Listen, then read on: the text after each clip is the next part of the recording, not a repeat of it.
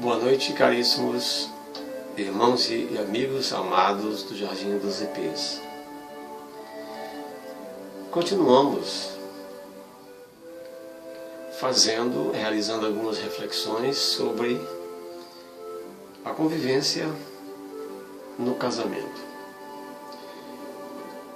Vencendo as crises conjugais, autores diversos existem e que suas palestras são tituladas de acordo com o tema abordado. Nós vamos abordar agora as instruções divinas. Por que divinas? Porque nós que cremos em Deus, o autor da carta de amor, o autor da lei maior, os mandamentos da lei de Deus, por elas nós nos guiamos, por ela nós buscamos ser fiéis observadores da lei de Deus. Por isso, em instruções divinas. Então, as Escrituras nos ensinam que o casamento é destinado a durar até que um dos cônjuges morra. Isso está em Romanos, capítulo 7, versículo de 1 a 3. Vamos ler aqui. Não sabeis vós, irmãos, pois que falo aos que sabem a lei, que a lei tem domínio sobre o homem por todo o tempo que vive? Porque a mulher que está sujeita ao marido enquanto ele viver, está-lhe ligada pela lei, mas, morto o marido, está livre da lei do marido. De sorte que, vivendo o marido, será chamada adúltera se for de outro homem, mas morto o marido, livre está da lei, e assim não será adúltera se for de outro marido. Isso está contido na carta de São Paulo aos Romanos, e o apóstolo Paulo, ele foi exatamente, abordou um assunto, abordou uma das grandes realidades da vida do homem e da mulher, a fidelidade conjugal. E São Paulo, como ele, sob inspiração divina, dedicou todo o seu ministério a exortar, a ensinar e a transmitir aos gentios, aos novos cristãos, tudo aquilo que convergem para a vontade de Deus sobre nós, homens. Então, se cada parceiro mantiver esta convicção, o casamento terá uma possibilidade maior de dar certo. Quando aparecerem problemas, e sempre aparecem, tanto o esposo como a esposa empenham-se em resolvê-los, em vez de procurar escapar facilmente através do divórcio. Quando Paulo escreveu as responsabilidades dos cônjuges, ele observou que as esposas deveriam ser submissas aos seus esposos. Isso está na carta de São Paulo aos Efésios. Vamos ler rapidamente Efésios, capítulo 5, de 22 a 24. Capítulo 5, de 22 a 24.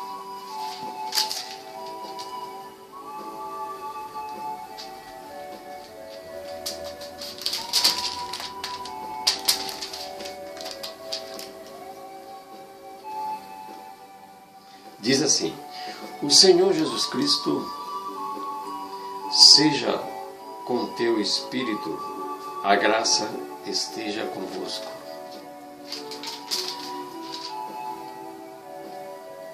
Neste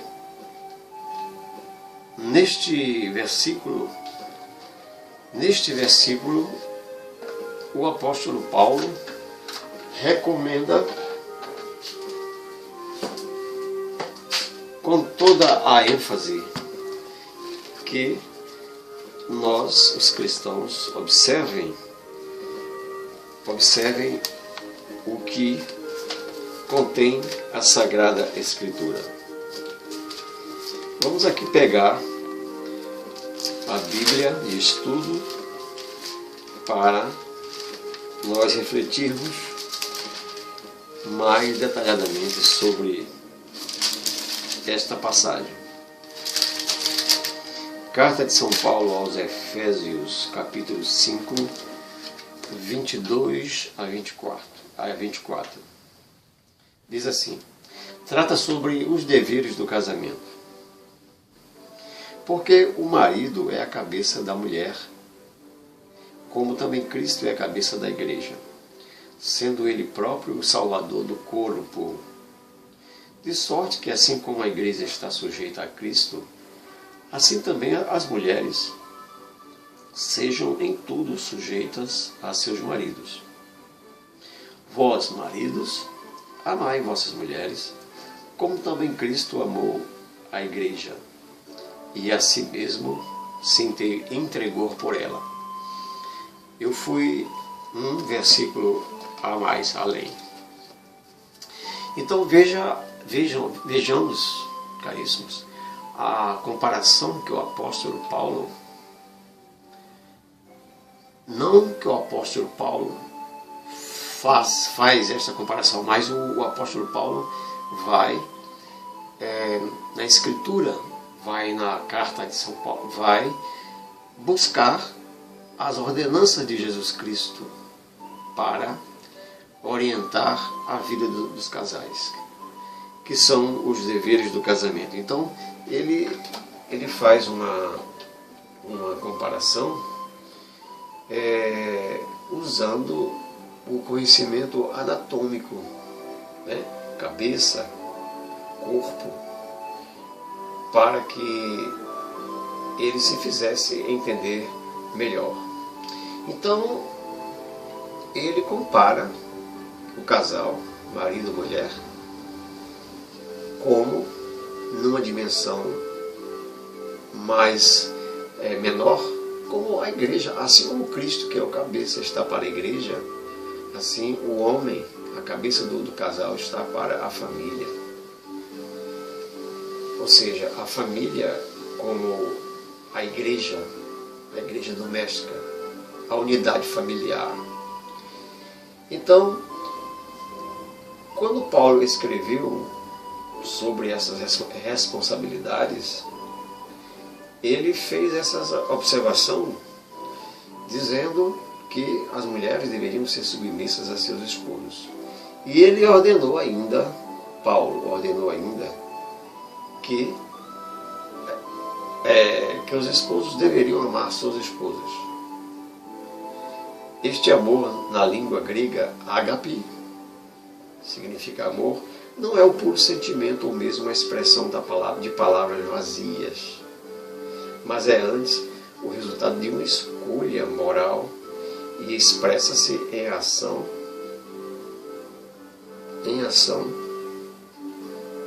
Elcana, pai do profeta Samuel, lá no Velho Testamento.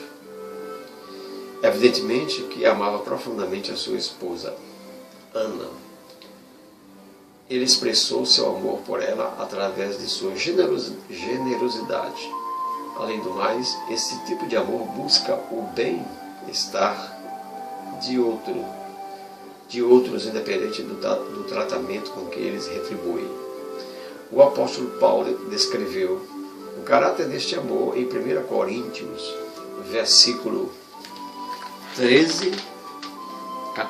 capítulo 13, versículo de 4 a 7. As responsabilidades do amor e submissão inclui outras específicas. Vamos ver o que diz, então, Paulo, na primeira carta aos Coríntios, capítulo 13, versículo de 4 a 7. Diz assim: o amor. O amor é sofredor, é benigno, o amor não é invejoso, o amor não trata com leviandade, não se ensoberbece, não se porta com indecência, não busca os seus interesses, não se irrita, não suspeita mal. Não se alegra com a injustiça, mas alegra-se com a verdade.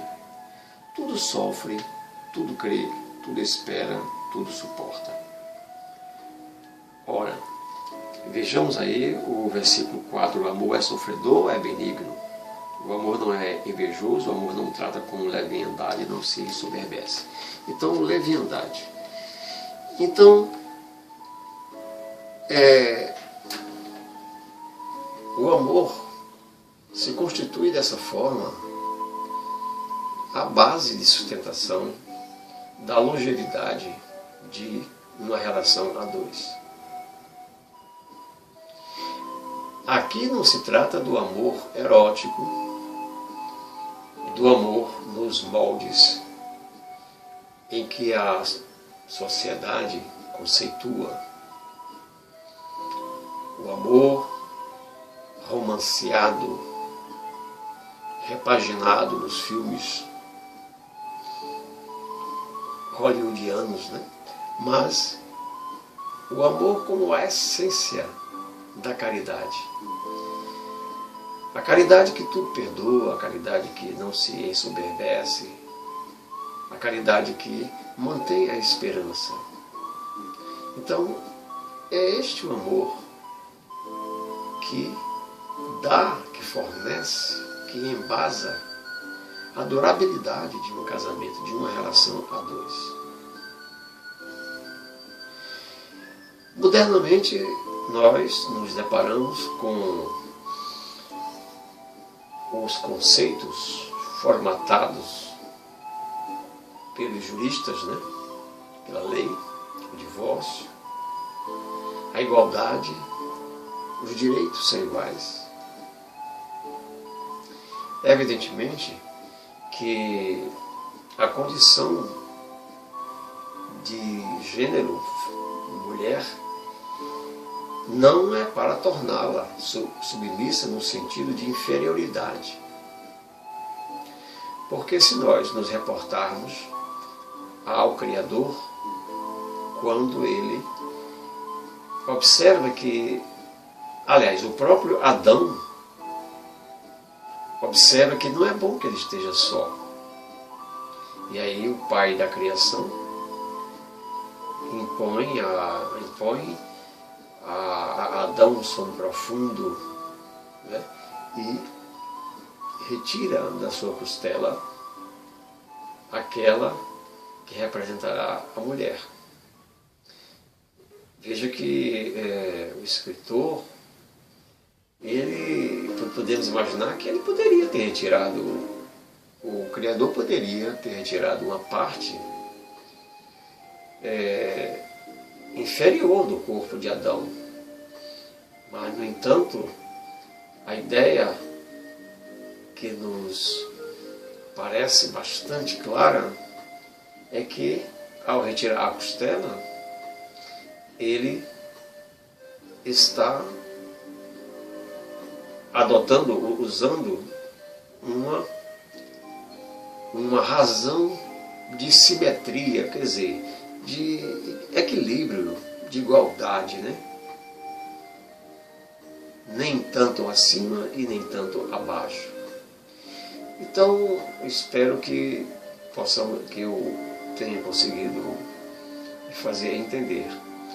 Então, é essa simbologia,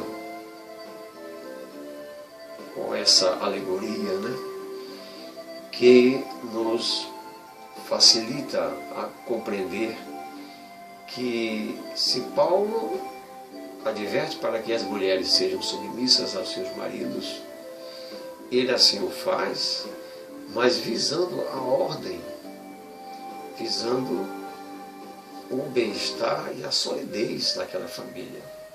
Não no sentido de submissão, muito mais para a escravidão do que para a submissão reta, bem intencionada. Então é comum nos dias de hoje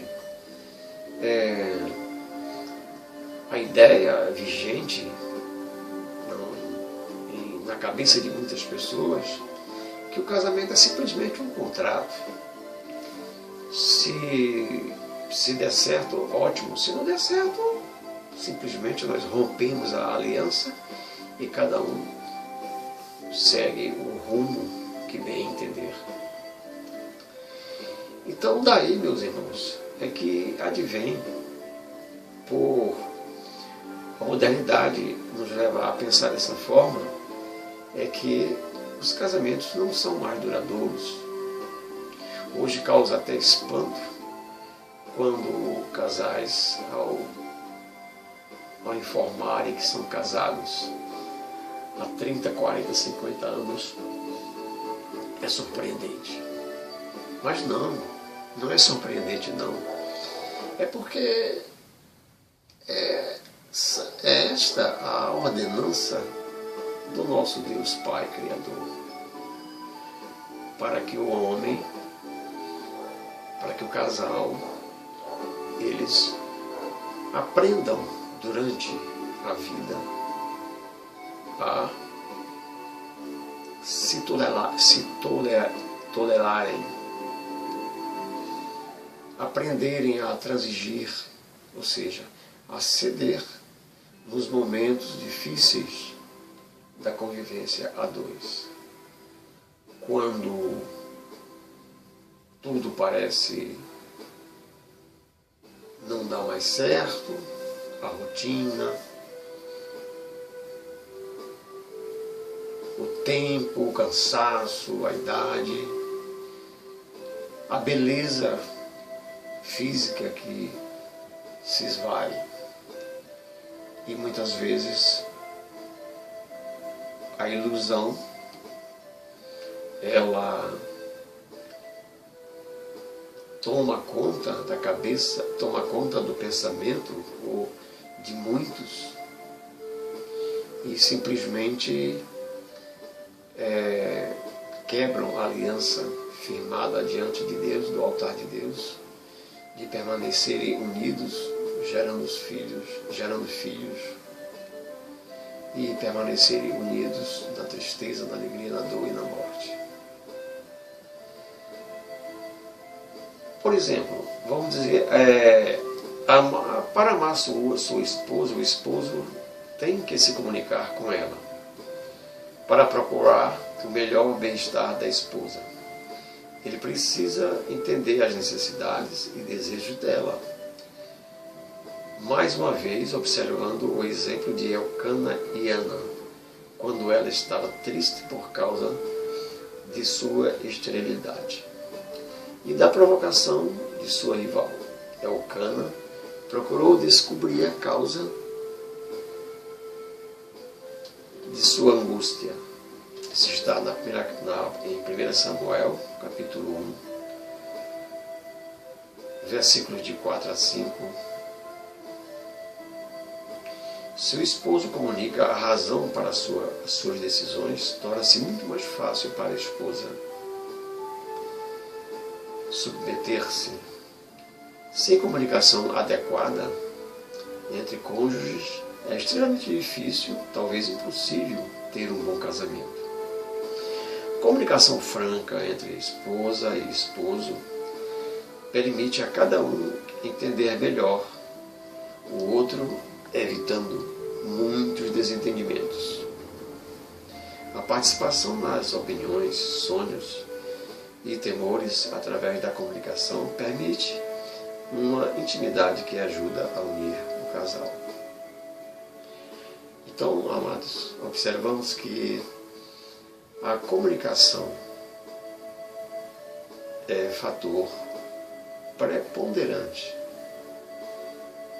na manutenção da união dos casais. A comunicação sob todas as formas. A comunicação diante das necessidades materiais. A comunicação no planejamento, por exemplo, naquilo que o casal vai adquirir, o bem material, que seja pesado e medido antecipadamente. As responsabilidades de uma dívida que vai ser assumida, a fim de que aquela despesa sem planejamento não venha acarretar mais tarde dissabores e dificuldades para a manutenção do lar. Dei só apenas um exemplo. A comunicação ela tem um sentido muito mais amplo. A comunicação no sentido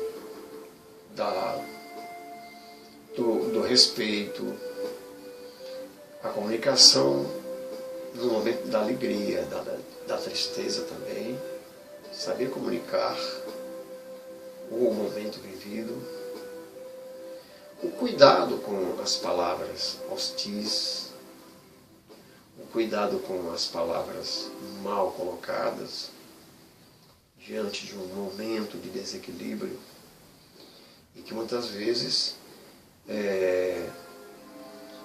a palavra fere muito mais profundamente do que propriamente vamos dizer, o ferimento físico, Porque o ferimento físico é tratado e sarado, e nem sempre o ferimento da alma, através da palavra dura,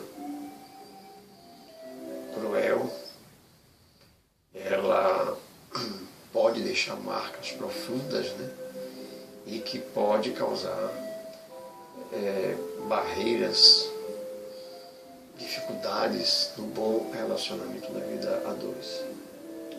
E mesmo assim, amados irmãos, se isto ocorrer, Deus oferece a todos nós a graça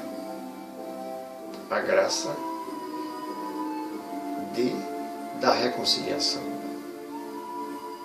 a graça do perdão, o perdão que vai reparar, vai sarar as feridas que porventura estejam abertas em nossos corações. E não há, amados, não há alegria maior no céu quando o esposo e a esposa, diante da crise, admitem que erraram, admitem que cometeram falhas desta ou daquela natureza, e com sinceridade e arrependimento perdoam-se mutuamente. É como se a partir daquele momento, amados, a relação ela se fortifica, ela renasce, se regenera, e a partir daí é como se uma nova viagem aparece para a nossa partida, uma segunda etapa, uma terceira etapa, e assim sucessivamente. Por isso, amados, que é muito importante ao casal cristão ele não se omitir, não relegar a segundo plano a vida de oração. E mais ainda, é muito importante que nós oremos uns pelos outros. Nós que frequentamos a igreja, nós que destinamos um tempo das nossas atividades para dedicarmos nossas preces e orações em honra do nosso Deus, Pai onipotente e Criador. É importante rezarmos juntos. É importante estarmos, se possível, acompanhados de nossos filhos, convidando-os para o culto em honra e louvor a Deus Pai onipotente. Assim, irmãos, vamos parar neste ponto e depois vamos falar sobre a honestidade.